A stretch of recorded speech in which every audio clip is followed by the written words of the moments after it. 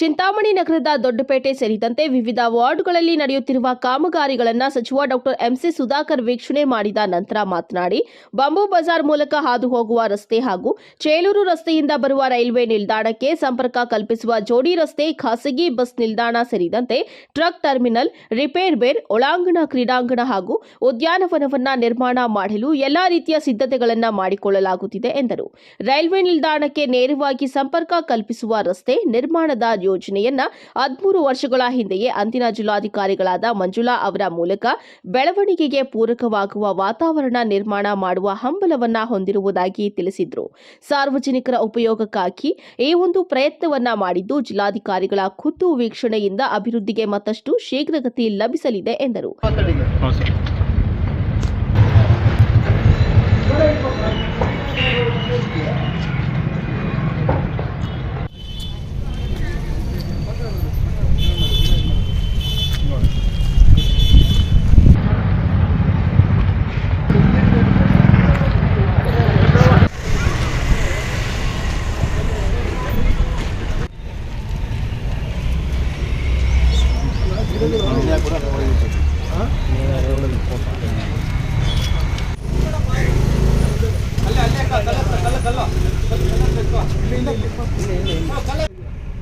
ನಾನು ಯಾವುದೋ ಹಂಗೆ ಮರೆಯಲ್ಲ. ನಾನು ಇವತ್ತೆಲ್ಲ ನಮ್ಗೆ ಗೊತ್ತೇ ಇಲ್ಲ ಅಂತೆಲ್ಲ ಡಿನೈ ಮಾಡ್ತಾ ಇದ್ದಾರೆ. ನಾನು ನಿಮ್ಗೆ ಭಾಳ ಸ್ಪಷ್ಟವಾಗಿ ಹೇಳಿದ್ದೀನಿ.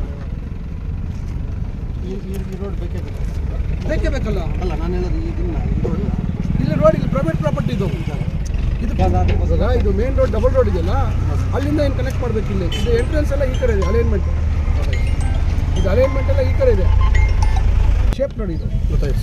ಹಿಂಗೆ ಬರುತ್ತೆ. ದಿನ ಜಿಲ್ಲಾಧಿಕಾರಿಗಳಾಗಿರ್ತಕ್ಕಂಥ ಪ್ರಭು ಅವರು ಮತ್ತು ಎಲ್ಲ ನಮ್ಮ ಅಧಿಕಾರಿಗಳ ಜೊತೆಯಲ್ಲಿ ಚಿಂತಾಮಣಿಯ ಆಜಾದ್ ಚೌಕ್ ಕಾಮಗಾರಿ ವೀಕ್ಷಣೆ ಮತ್ತು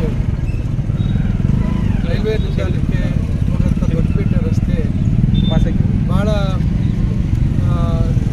ವಾಹನ ದಟ್ಟಣೆಯ ಕಾರಣದಿಂದ ಭಾಳಷ್ಟು ಸಮಸ್ಯೆ ಆಗ್ತಾಯಿದೆ.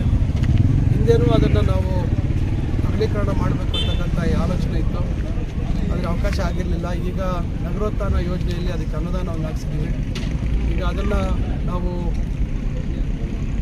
ಈಗ ಮತ್ತೆ ಈಗಾಗಲೇ ಸರ್ವೆ ಮಾಡಿಸಿ ಎಲ್ಲ ಇದೆ. ಅದಕ್ಕೆ ಜಿಲ್ಲಾಧಿಕಾರಿಗಳನ್ನು ವೀಕ್ಷಣೆ ಮಾಡಿಸಿ ಈಗ ಅದಕ್ಕೆ ಯಾವ ರೀತಿ ಅಗಲೀಕರಣ ಮಾಡಬೇಕು, ಏನು ಪ್ರಕ್ರಿಯೆಗಳು ಮಾಡಬೇಕು ಅನ್ನೋದನ್ನು ಅವ್ರು ಖುದ್ದಾಗಿ ನೋಡಲಿ ಅಂತ ಕರ್ಕೊಂಡು ಬಂದಿದ್ದೀವಿ. ಅದೇ ರೀತಿಯಾಗಿ ಬಂಬೂ ಬಜಾರ್ ಕಡೆಯಿಂದ ಬರೋ ರಸ್ತೆ ಇರ್ಬೋದು, ಈ ಕಡೆ ಚೇಳೂರು ರಸ್ತೆಯಿಂದ ಬರುವಂಥದ್ದು ಇರ್ಬೋದು. ನಮ್ಮ ರಾಮಕುಂಟೆಯಲ್ಲಿ ಇವತ್ತು ಖಾಸಗಿ ಬಸ್ ನಿಲ್ದಾಣ ಮತ್ತು ಬೇರೆ ಸೌಲಭ್ಯ ನಾವು ಒದಗಿಸ್ತಾ ಇದ್ದೀವಿ. ಇಲ್ಲಿಂದ ನೇರವಾಗಿ ಈ ಕಡೆಯಿಂದ ರೈಲ್ವೆ ಸ್ಟೇಷನ್ಗೆ ರಸ್ತೆ ಮಾಡಬೇಕು ಅಂತ ನಾನು ಹಿಂದೆ 12-13 ವರ್ಷಗಳಿಂದಲೇ ನಾನು ಅಂದೇ ಜಿಲ್ಲಾಧಿಕಾರಿಗಳಾಗಿದ್ದಂಥ ಮಂಜುಳಾ ಅವ್ರನ್ನ ಕೂಡ ನಾನು ಇಲ್ಲಿ ಕರ್ಕೊಂಡ್ಬಂದು ನಾವು ಇಲ್ಲಿಂದ ಎಲ್ಲರಿಗೂ ನಡ್ಕೊಂಡು ಹೋಗಿದ್ವಿ. ಅದರಿಂದ ಈಗ ಅದೆಲ್ಲ ಹಂಗೆ ನೆನಗುದಿಗೆ ಬಿದ್ದಿತ್ತು. ಈಗ ರೈಲ್ವೆ ಸ್ಟೇಷನ್ನು ಇವತ್ತು ಜನಸಂದಣಿ ಜಾಸ್ತಿ ಆಗ್ತಾ ಇದೆ. ಮುಂದಿನ ದಿನಗಳಲ್ಲಿ ರೈಲುಗಳ ಓಡಾಟ ಸಂಖ್ಯೆ ಜಾಸ್ತಿ ಆಗುತ್ತೆ. ಆಮೇಲೆ ಸರಕು ರೈಲು ಸಂಚಾರ ಪ್ರಾರಂಭ ಆಗುತ್ತೆ. ಇವೆಲ್ಲ ಆಗೋದ್ರಿಂದ ನಾವು ಇಲ್ಲಿ ಭಾರಿ ವಾಹನಗಳ ಓಡಾಟ ಆಗುತ್ತೆ. ಇದಕ್ಕೆಲ್ಲ ಕಿರಿದಾದ ರಸ್ತೆ ಇದ್ರೆ ಇದು ಸಾಗೋದಿಲ್ಲ ಅಂತಕ್ಕಂಥ ಕಾರಣದಿಂದ ನಾವು ಇಲ್ಲಿ ಪರ್ಯಾಯವಾಗಿ ರಸ್ತೆ ಮಾಡಬೇಕು ಅಂತಕ್ಕಂಥ ಏನು ಹಿಂದೆ ಚಿಂತನೆ ಇತ್ತು. ಈ ಭಾಗದಲ್ಲಿ ಈಗಾಗಲೇ ಈ ಭಾಗದ ರೈತರ ಹತ್ರ ಕೂಡ ಇದಕ್ಕೆ ಹಿಂದೆ ಎಲ್ಲ ಚರ್ಚೆ ಮಾಡಿದ್ವಿ. ಅವರು ಕೂಡ ಇದನ್ನ ಸಹಮತವನ್ನು ವ್ಯಕ್ತಪಡಿಸಿದ್ದಾರೆ. ಅದರಿಂದ ಇದಕ್ಕೊಂದು ಮುಂದುವರಿಸಬೇಕು. ಇದಕ್ಕೆ ಏನು ಯಾವ ರೀತಿ ಇದಕ್ಕೆ ಕ್ರಮ ವಹಿಸಬೇಕು ಅಂತಕ್ಕಂಥದ್ರ ಬಗ್ಗೆ ನಮ್ಮ ಜಿಲ್ಲಾಧಿಕಾರಿಗಳು ಅದನ್ನ ಮುಂದಿನ ದಿನಗಳಲ್ಲಿ ಅವರು ಸಂಬಂಧಪಟ್ಟ ಎಲ್ಲ ಅಧಿಕಾರಿಗಳ ಜೊತೆ ಚರ್ಚೆ ಮಾಡ್ತಾರೆ. ಆಮೇಲೆ ಸಾರ್ವಜನಿಕರ ಗಮನಕ್ಕೂ ತರುವಂತದ್ದಾಗುತ್ತೆ.